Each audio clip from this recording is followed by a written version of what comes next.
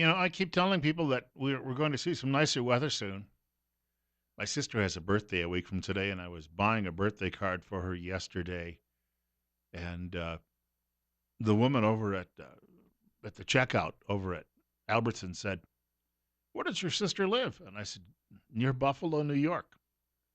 So she asked me about the weather, and I said, "Well, actually, it's about 70 degrees there today." And this is the opposite, right? I mean, normally it would be reversed. We'd be having the nice weather, and they'd be seeing. I have lived through some awful springs in that part of the world where some late, in fact, that it some one of those upstate New York cities, it snowed twice on Mother's Day in the last 21 years. Just it's not pretty. It's not a pretty sight. But the woman said, "Well, I understand a little bit about how that works." She said, "I grew up in Chicago. The weather is right now, momentarily, well, at least the forecast looked pretty good. It's still going to be warm middle of this week, but then the warmth that we thought would stick around will not. At least not for it just hasn't gotten a firm foothold yet.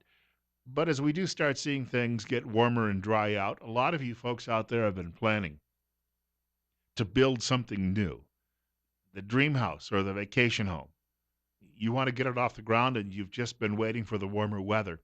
Let me recommend our friends at Western Visions Inc. I've been telling you for the last few months that they do some wonderful renovations of a lot of historic buildings and really impressive work that can be done, and they can rehab kitchens and bathrooms as well. But Russell Smith, the founder of the company, actually has a lot of experience not just in renovations but in building from the ground up, and he can build you that dream house.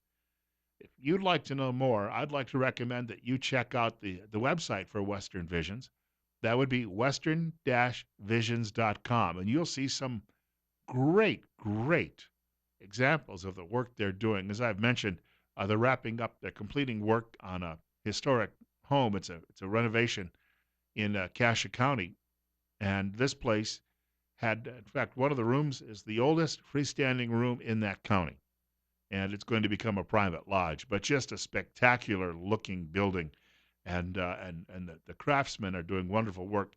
And I want to note too as well, these are people who will not only come out and make the plans with you, but then they'll consult with you throughout the entire project. Coming up on 946. Bill Colley with you on Top Story on News Radio 1310, KLIX, and newsradio1310.com. We're at 45. I've got a quick note here that I needed to share. I wanted to share. I'll say didn't need to, but wanted to share with you today. Every once in a while, I come across something and say, that's a lot how government works, or these organizations that we have around the world where we have governments working in concert together, whether it be NATO or the United Nations, or sometimes even through charities.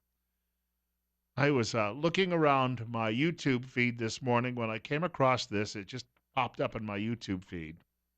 It's from the old Monty Python television series, which is almost 50 years old now. But that makes me feel old. And as I listened to this morning, I thought this is a bit of a satire on how government actually works. It's an organization getting together for its annual meeting, and take a listen. Gentlemen, pray silence for the President of the Royal Society for putting things on top of other things. I thank you, gentlemen. The year has been a good one for the Society. This year, our members have put more things on top of other things than ever before. But I should warn you, this is no time for complacency. No. There are still many things, and I cannot emphasize this too strongly, not on top of other things. I myself, on my way here this evening, saw a thing that was not on top of another thing in any way. Shame indeed. But we must not allow ourselves to become too despondent. For we must never forget that if there was not one thing that was not on top of another thing, our society would be nothing more than a meaningless body of men that gathered together for no good purpose. But we flourish. This year, our Australasian members and the various organizations affiliated to our Australasian branches put no fewer than 22 things on top of other things. Well done, all of you. But there is one cloud on the horizon. In this last year, our Staffordshire branch has not succeeded in putting one thing on top of another. Therefore, I call upon our Staffordshire delegate to explain this weird behavior. Cutler, Staffordshire. Well, Mr. Chairman, it's just that most of the members in Staffordshire feel the whole thing's a bit silly. I suppose it is a bit. What have we been doing wasting our lives with all this nonsense? Right, okay, meeting adjourned forever. And I think that's how government frequently operates. 9:49, about 10 minutes away from the end of our program. Bill Colley with you this morning on Top Story on News Radio 1310 KLIX and newsradio1310.com. It's 47. I have this from the Washington Examiner, The Mouse That Wouldn't Stop Roaring. The writer is Ron Arnold.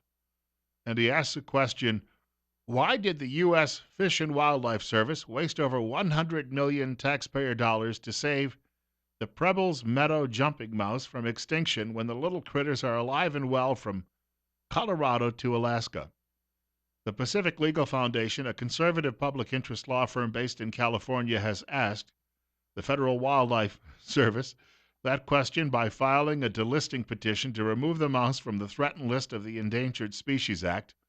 New scientific findings confirm that the mouse, far from being threatened, is not meaningfully different from other populations of jumping mice with healthy populations in a huge swath of Western North America. It goes on to get into some detail about this. The Endangered Species Act does not regulate species but habitat, which is land use control.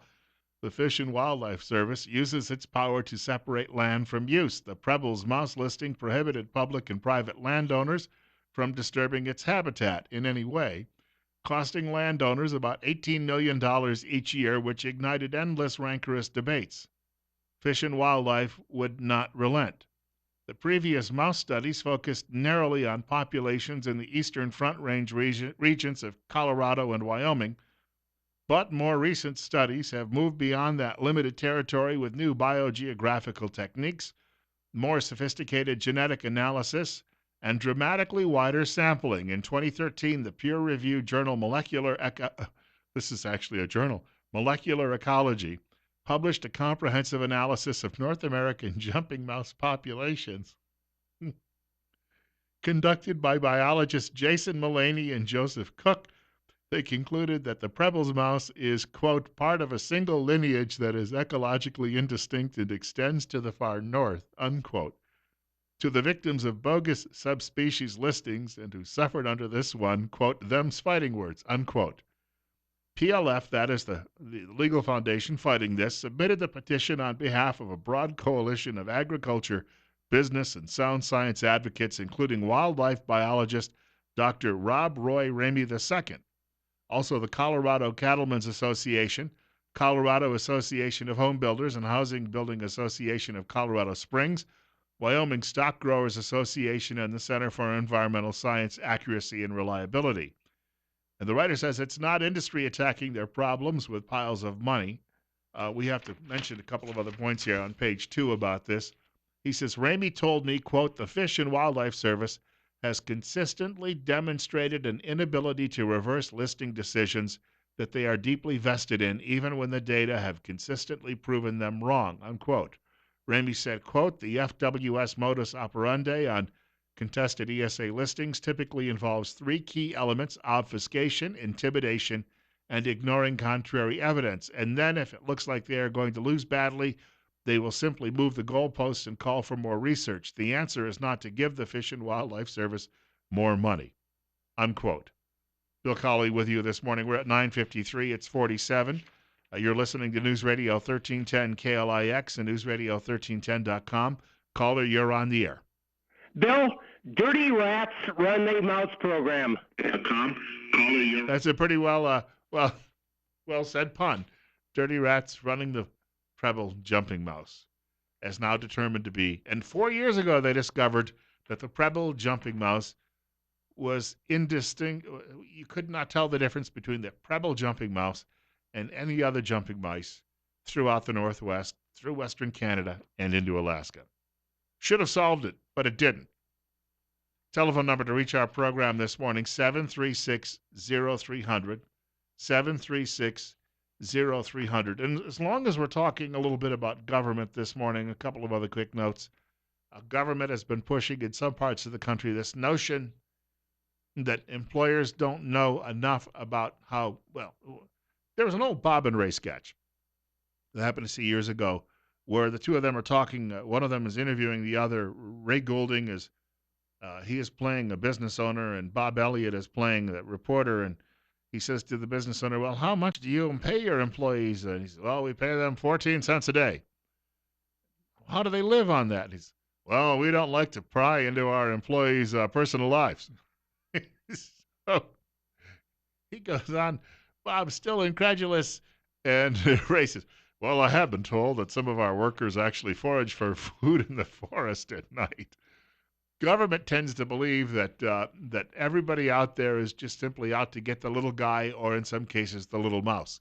We have another caller with us. Caller, you're up next. You're on the air on KLIX.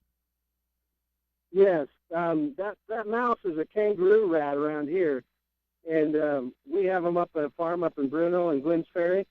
And when my kids were like 10 years old, I'd take them up there, and we'd run around and catch them every night, and then they'd take them home and keep them as pets for a little bit, and then feed them to the cat. But anyway, it's one time I was about 15 years ago. We were catching these mice, and then I was listening to a radio station out of California at night, and they weren't letting those people clear the brush around their houses because of this kangaroo rat, and so their houses, when the fires would come, they'd just burn their houses down because the government wouldn't let them clean the brush around their houses. And I was just laughing. I just couldn't believe it, because there's thousands of them, and we drive down the road and either hopping in front of you all over the place or going out in the field and tearing the crops up, and here they are down there. They can't even clear the brush away from their house because of this kangaroo rat. Apparently, they would rather endanger the people who live there than the mice. Oh, the people are having a fit about it. I remember they were calling into the station. It was a late night deal, and they were calling into the station and complaining about it, that they wouldn't let them, and if they did, they were going to get thrown in jail for clearing the brush around their house. So the fire would come and just take out their house. It was just unbelievable. I knew it was coming this way, and obviously it got to Colorado, because kangaroo rats are everywhere around here. I was thinking about calling down there and saying, "Hey, if you want some of them, we'll give you some and bring them down there to you." Yeah, and then they can breed there and probably record numbers too. It's just insane what the government does. I was in the same place a few years ago. They found that little snail that they said was only coming out of the hot springs up there, and they were going to shut that farming down around Bruno because of the little snail. Well, later on, they found out that snail lives everywhere, not just there, and they were just about ready to shut the whole farming area down because of that little snail. Well, I thank you much for the call. I wonder if the snails would taste good with Alfredo sauce. Yeah, I'd be willing to try it. Bill Colley with you, and we're coming very close to the end of the program today. Once again, you have people who are sitting in offices inside Washington's Beltway who have no clue and likely have never visited a place like this. And they suddenly say, aha! And they make these decisions by fiat. It's called enabling legislation. You have people in government who have turned around and given the unelected bureaucrats the ability, they promulgate, that means create laws, but they call them regulations.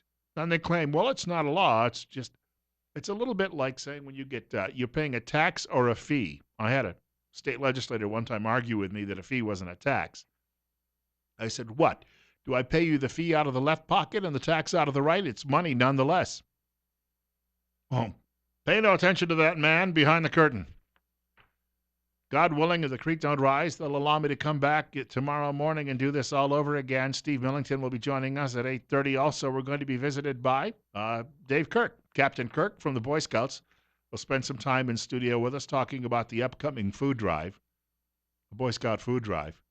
Also, tomorrow, if I'm trying to throw a little gasoline on the fire, please check out my column tomorrow morning in the Magic Valley Times News. It is likely going to cause some conversation throughout this community. And frankly, I don't care if you're offended or not. That's what I get paid to do. Rush Limbaugh is next, following news from Fox at 10 o'clock.